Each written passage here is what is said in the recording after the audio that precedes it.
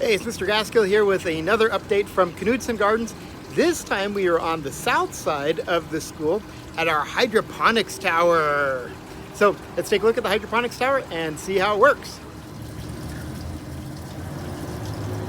All right, so our hydroponics tower has a large reservoir in the bottom, and it's kind of hard to see that there's a pump inside. And that pump sends water up through the center of the tower, and you can see that water's coming up through the top. And as water comes up through the top, it drips down through those little holes, and then each of these little pots gets a little bit of water. It's on a timer so that every 15 minutes the plants get watered. So some of you might be asking, well, Mr. Gaskill, where are the plants? Well, here are the plants. Now, you might think, well, geez, they're growing in soil. Actually, they're not. These green blocks here are what we call rock wool. It's not soil, it's wool. And there is a little bit of vermiculite, not much. And so the real question is, how are these plants going to grow if they don't have soil? And the answer is, the water that we drip down through the tower has a solution of minerals and nutrients in it.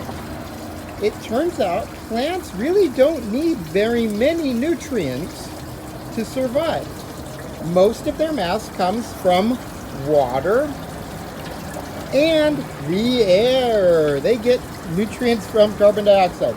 So we're going to put our rock wool plants into our tower, and we're just gonna push this in here so that the roots get a little bit of water and nutrients every day. And over time, now this is a cucumber, over time this cucumber is going to send roots all the way down into the reservoir, and we're actually going to have to cut them every once in a while so they don't tangle up the pump. All right, so let's take some time here and plant our cucumbers in our pots.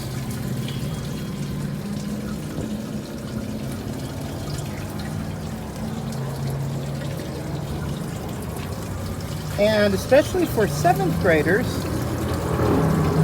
this is evidence that plants get the matter they need mostly from water and from the air. Plants get carbon dioxide to make glucose and other carbon-based molecules, which comprise almost all of the plant, as well as water. They get that carbon and some oxygen from the air. So what we've got here are some cucumbers, and then on the next level up we're planting dill so we can make pickles if we want to from the plants we're going to grow in this tower. And then the next level up we're going to add some lemon balm, and then we're going to add some peppermint. Peppermint isn't the easiest thing to grow, but it sure smells nice.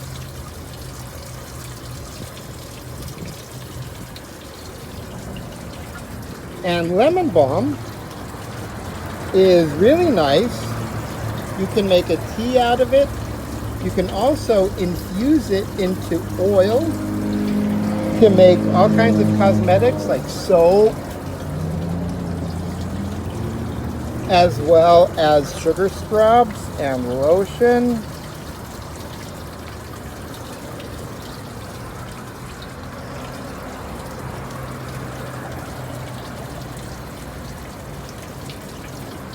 So there we are, our hydroponics tower. We'll finish filling this in, and we'll put a cap on the top so that water doesn't evaporate as much.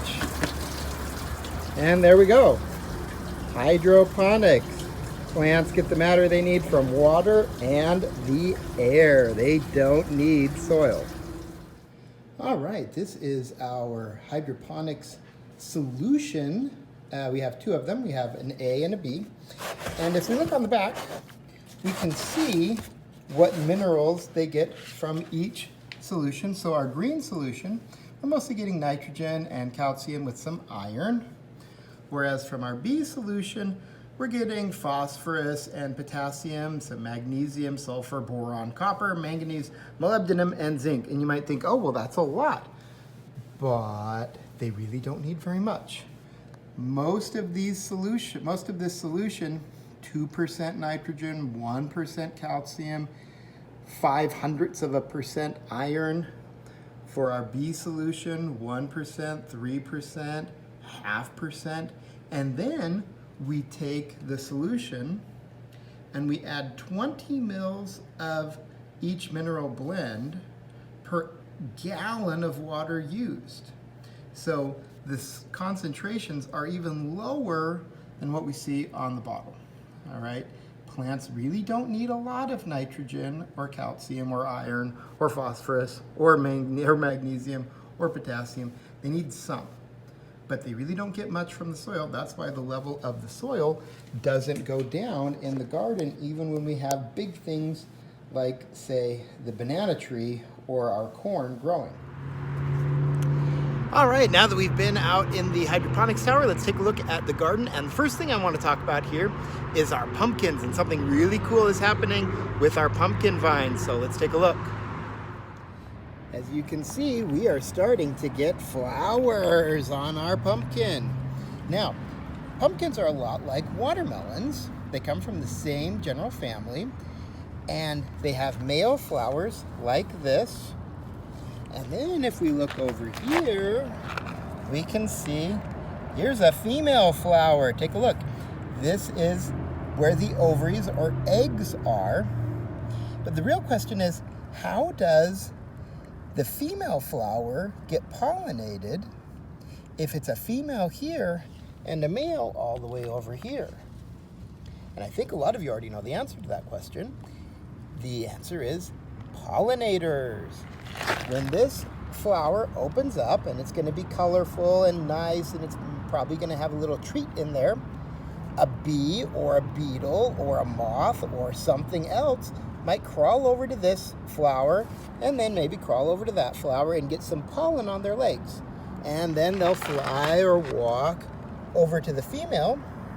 She'll send out a flower, and then the beetle or the bee or the moth will land on this flower, crawl around, and the pollen from the male will end up on the female. It will fertilize the eggs in the female, and then we'll get a pumpkin growing. This is really super important. This is how most of our food is grown. If it weren't for pollinators like bees and beetles and moths and butterflies and even bats and hummingbirds, then we wouldn't have a lot of the food that we need. We wouldn't have pumpkins, we wouldn't have apples, we wouldn't have basil, because again, anytime you need a seed to grow a plant, anytime you want to grow fruit that encapsulates a seed, you need to have fertilization occur. Now, we're gonna find out next something else really cool is happening with our corn. And we'll talk about how corn gets fertilized, how corn gets pollinated, all right? Over here is our loofah vine, which is very similar to our pumpkin vine, similar family. And we've got a nice male flower here that's opened up. It's getting a little old, but if we walk around, we can see some more flowers in our loofah patch. Again, here's a male, right? And we can see this loofah is putting out a lot of flowers, or what are about to be flowers. Now, the loofah should be hanging on something, but we're just gonna grow it wild in here, see what happens. We've got a tomato, for some reason, that has decided to resurrect itself. But again, nice, pretty flowers to attract insects of all kinds. And if we look at this flower, you can even see there's ants crawling all over this flower. Ants can be pollinators. Anything that spreads pollen from one flower to another can be a pollinator. It's not just bees, although bees are incredibly important for this to happen. All right, so let's get back to our pumpkins, and we're going to take a look next at our corn. So let's take a look at our corn plants next. All right, our corn is making flowers. And if you can see here, we've got flowers in our corn. And you might be wondering, wait a minute, these don't look like flowers. They're not colorful. They're not covered in bees. What's going on? It turns out that corn, unlike a lot of our foods, is pollinated by the wind. Okay? And you can see how this would work. So the male flowers up here produce pollen, and then as the wind blows, then that pollen gets blown off, and as it blows off, it settles down and hopefully pollinates our female flowers. Now, we can help this happen by taking some of the male flowers, and we can actually pollinate the female flowers by hand. This is especially important in a smaller garden like ours, where not a lot of pollen is getting blown around. So we do want to help make sure that our female flowers get pollinated, because if they don't get pollinated, we're not going to get any popcorn. Now, it looks like a lot of them already have been pollinated here. But we'll give them a little extra dose just to make sure. Because again, we want to make sure that our corn fruits and is successful, so that later this fall you all can come and get some popcorn. Oh, it looks like here's some flower that hasn't been pollinated. We'll go ahead and pollinate it. When corn is successfully pollinated, the female flowers kind of turn brown, so you can tell, okay, yeah, that's been pollinated. But if they haven't turned brown yet, they might not have been successfully pollinated. So it's important to help them along. Here's another one that's just coming out. I bet Farmer Rosalie came through here and did some pollinating recently. And if she didn't, well, we'll take care of it ourselves. So we'll break off some of these and help get our corn pollinated so we can get a nice, good harvest. All right. Now, last of all, I did want to give you an update on our purple peanuts.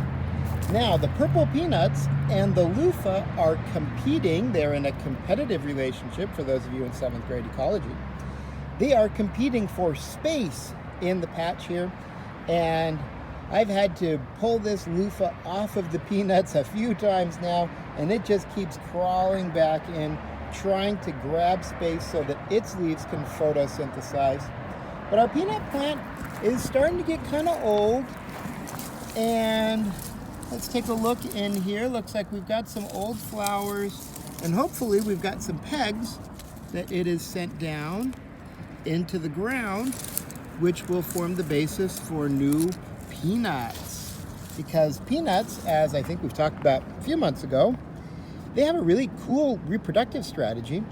They actually flower above ground. Then once their flowers are pollinated, they send their fertilized eggs underground. So when you harvest peanuts, you dig peanuts up out of the ground.